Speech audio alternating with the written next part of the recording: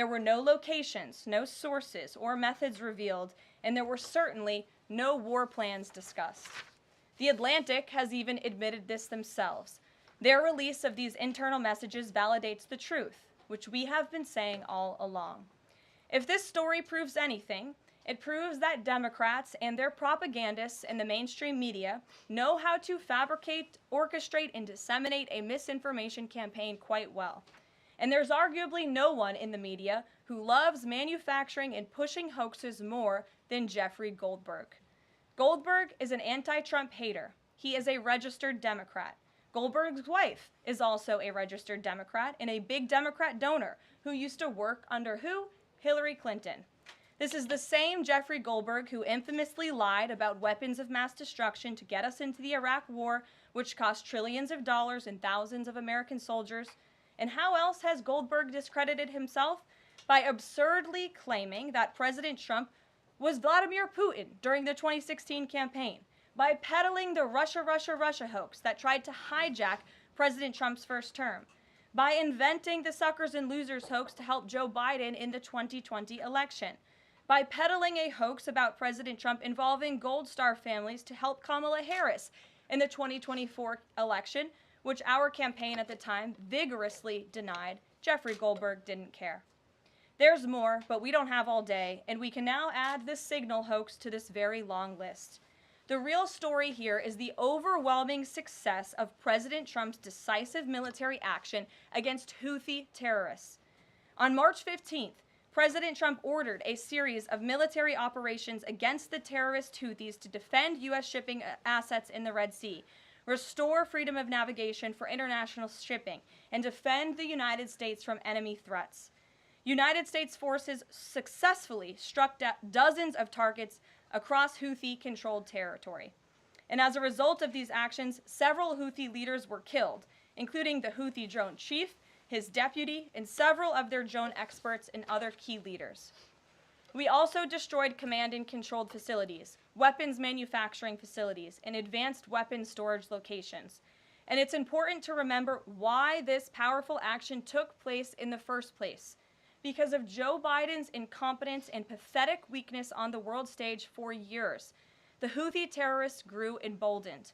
Immediately after taking office in 2021, Joe Biden removed the Iran-backed Houthis from the foreign terrorist organization and specifically designated global terrorist list. Did anybody in this room ask the Biden administration at the time why they made such a stupid mistake?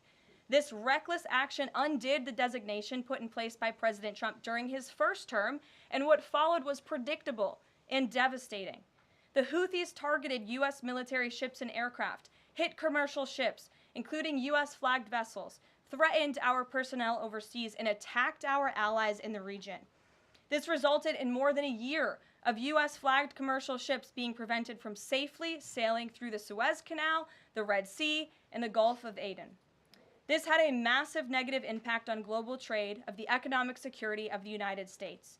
Joe Biden was the commander-in-chief, and he sat on his hands while the United States of America was bullied and embarrassed by terrorists. President Trump and his team are putting a stop to these threats and restoring American strength around the world. The Trump peace through strength approach means no terrorist force will stop American commercial and naval vessels from freely sailing the waterways of the world.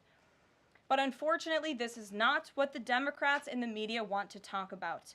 They are focused on a coordinated campaign to try and sow chaos in this White House. And this has been the most successful first 2 months of any administration ever, which is exactly why they are doing this. We are not going to bend in the face of this insincere outrage. And here's just one example of how bad faith the Democrats' criticisms are. Democrat Senator Mark Warner is hysterical over the use of Signal, which is an approved decrypted app, in the killing of Houthi terrorists. But Senator Warner himself used Signal to work with a lobbyist for a Russian oligarch to connect the disgraced Steele dossier author who started the Russia hoax, which Jeffrey Goldberg later reported on. How ironic. We're not going to lose focus of the bottom line, which is that Joe Biden's weakness enabled and emboldened Houthi terrorists, and President Trump's strength and resolve eliminated those terrorists. Here in our new media seat today, we have Lindsay Keith, She is the managing editor for Merit TV and serves as their White House correspondent. Merit TV launched 1 year ago and creates and distributes content across diverse platforms. We're glad to have you with us, Lindsay. Please kick us off. Thank you, Karoline. I appreciate it and this opportunity for Merit TV. Two questions, if I may. One on Signal, one on the economy. Sure. On Signal, how comfortable is the president with what was shared so far now that the chain has been released? The president's view on all of this remains the same today as it did yesterday. And I think it speaks volumes about the leadership of this president that he went directly to all of you, members of the press corps. He was asked, do you want someone else to go out and do a briefing? And he said, no, I will tackle this story. I will discuss it. The people need to hear from me about the situation. And so his thoughts on this remain the same today. He has placed great trust in his national security team. And as for the usage of Signal, as the president said yesterday, as the CIA director has testified under oath, this is an approved app. It's an encrypted app. The Department of Defense, the Department of State, the CIA has it loaded onto government phones because it is the most secure and efficient way to communicate. As for, again, the original situation in this messaging thread, the National Security Council, the White House counsel's office continues to look in to how this mistake, which the National Security Advisor has owned, occurred, and the president has ensured they are doing that. On the economy, consumer confidence hit a 4-year low this month. Can you help explain to the American people how tariffs will help them in the long run? Yeah, absolutely, and I'm grateful for the question. The American public will hear later this afternoon from the president directly on the topic of tariffs. And as you all know, April 2nd day, President Trump has proudly dubbed it Liberation Day for our country. What he means by that is it will be a day where the United States of America will no longer be ripped off by nations around this world. It will be a day where Americans finally see free and fair trade practices restored. We are no longer going to allow our allies, our competitors, and our adversaries to take advantage of American workers. And if you think about your hometown in the state that you grew up, Main Street looks a lot different today than it did many years ago. And President Trump wants to restore America as a manufacturing superpower around the globe. He wants products to be made right here in our great country with great hardworking American hands that will ultimately result in higher wages and more money in the pockets of the American people. And he's also, in addition to tariffs, also determined to pass tax cuts later this year, as he did successfully in his first term, to put even more money back into the pockets of hardworking Americans. Peter. Karoline, if I can ask you very quickly about the information we've seen, just to set the predicate to all this. Has the president been briefed and physically seen he's seen all the details of the chat as printed by the Atlantic? I just spoke to the president about it, yes. Okay. Then let me ask you, if I can, very quickly. In the chat, Pete Hegseth, the defense secretary, details F-18s, Tomahawks, so some of the weapons that were used. He details the timing involved for this, all of which occurred 31 minutes before, as he says, F-18s would launch. The DoD manual details classified information as significant military plans, saying that is secret, that's classified. So what about, there are no methods, there are no sources, but that's not what determines what's classified. So what is it about what Pete Hegseth wrote that makes you say this is not classified? Well, it's not just me saying that, Peter. It's the Secretary of Defense himself who is saying this as well. And he put out a very strong statement earlier today listing all of the things that were not included in that message that he sent to the group. And again, this message, there was no classified information transmitted. There were no war plans discussed. Why did the Atlantic downgrade their allegation about war plans to attack plans? They're now playing word games because they know this was sensationalist spin from a reporter who is well known for doing this. We have said all along no war plans were discussed, no classified material was sent. You have the Secretary of Defense saying that. You have the director of the CIA, the director of National Intelligence, the FBI director, all testifying to that under oath, and they should be trusted with that. To be clear, Americans can make the decision for themselves, but whether is the Sure. you said it's not war plans.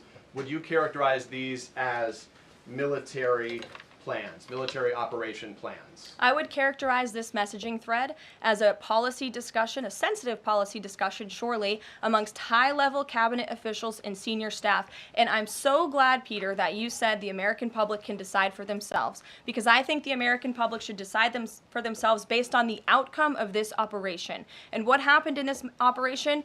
Terrorists that were allowed to run wild by the Biden administration were killed because of the direction and the determination of this president president and his team. And this message also shows, this messaging thread also proved that President Trump has an incredibly dynamic team who is working incredibly hard, flying all over the world to secure world peace and to fix up the foreign policy crises that the previous administration left for this team to inherit. So to be clear, we all in this room and around the country would agree that we're glad no American service members were harmed, and we're glad that the mission was a success. We'll stipulate that. But the president said that Pete Hegseth said none of this was classified. So given the president has seen it now, and given the president understands that significant military plans are deemed classified as secret, how does the president view none of this, which details times and weapons and more, as being not classified? I've already been asked and answered this question. The president's thoughts on this remain the same today as they were yesterday, On what basis, as I'm well as the Secretary of Defense.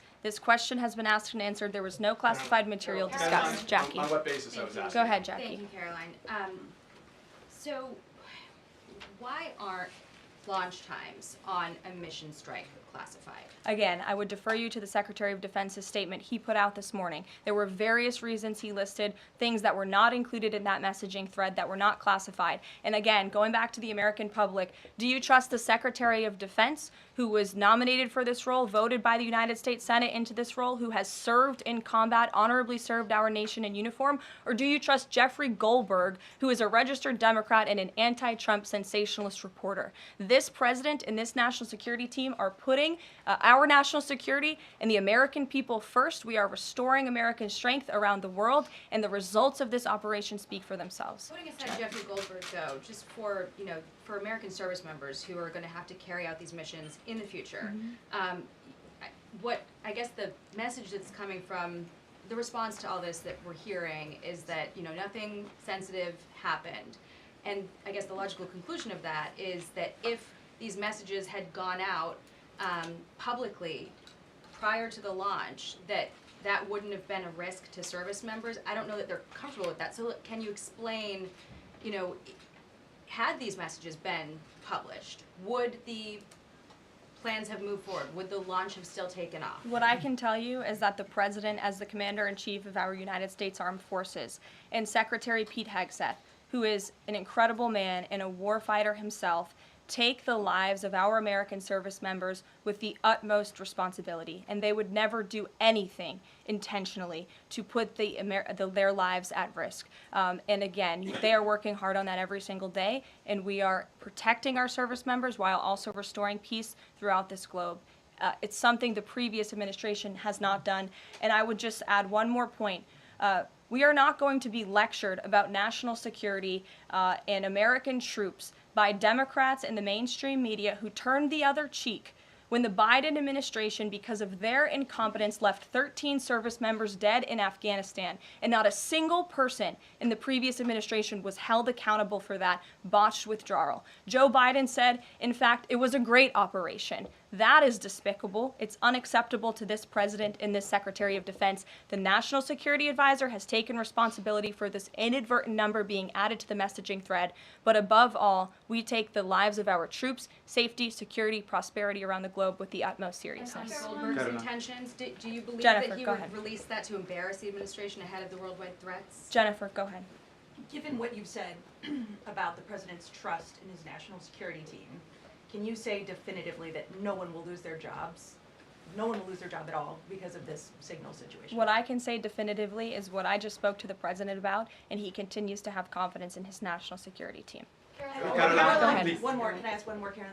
On the targets in Yemen on March 15th, can you say were 100% of the targets that were planned for March 15th, were they all destroyed? Because that would be an indication if some of them were moved or they were not all hit, that maybe perhaps some of the enemies were able to get some of the information in that signal. What I can say about the operation is what the Department of Defense has put out there. I would refer to them for any further operational details.